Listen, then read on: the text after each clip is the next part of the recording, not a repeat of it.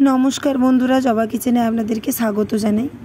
प्रतिदिनेर मतन आजও चले एसेछि नतून एकटी रेसिपि निये। आजकेर रेसिपि सया चिल्ली। चलुन बंधुरा रेसिपिटी देखे निई। आमी एखाने सयाबिन नियेछि, पेঁয়াজ नियेछि, ক্যাপসিকাম नियेछि, आदा रसुन बेटे नियेछि। आमी सयाबिनगुलोके किछुक्षणेर जोन्नो भिजिए रेखेछिलाम, तारपर भालो करे जल झरिए नियेछि।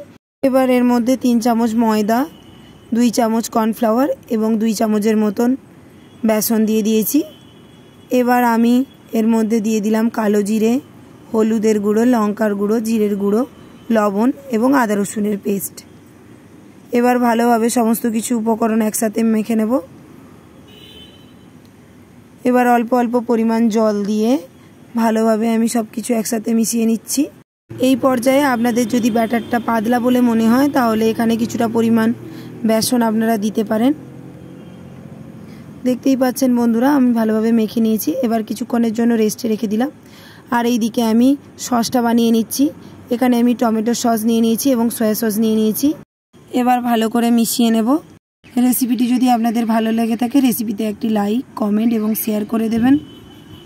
এবার এইদিকে একটা কড়াই বসিয়ে নিয়েছি। এই কড়াইয়ে কিছুটা পরিমাণ তেল গরম করে নিয়েছি। এবার একটার পর একটা সয়াবিন এভাবে দিয়ে সুন্দরভাবে ভেজে নেব। আমি এভাবে 2-3 বার করে একইভাবে ভেজে নিয়েছি। দেখতেই পাচ্ছেন বন্ধুরা আমার সমস্ত সয়াবিনগুলো ভাজা হয়ে গেছে।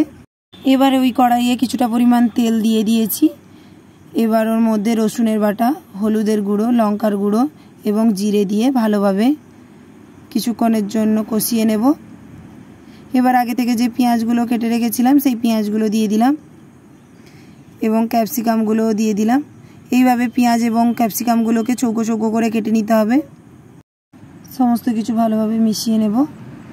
এবার এই পর্যায়ে আগে থেকে যে আমি সসটা বানিয়ে রেখেছিলাম সেই সসটা দিয়ে দিলাম। সসটা দিয়ে অনর্গল এটাকে নাড়াচাড়া করতে হবে, না হলে নিচে ধরেও যেতে পারে।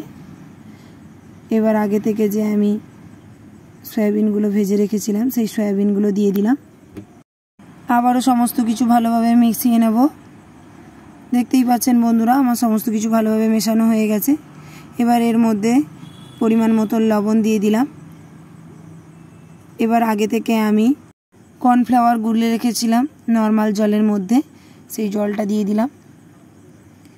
এবার আরও কিছুটা পরিমাণ জল দিয়ে একটা ঢাকনা দিয়ে 2-3 মিনিটের জন্য হাই টু মিডিয়াম ফ্লেমে আমি এটাকে ভালোভাবে সেদ্ধ করে নেব। দেখতেই পাচ্ছেন বন্ধুরা আমি কিছুটা পরিমাণ জল আরও দিয়ে দিলাম।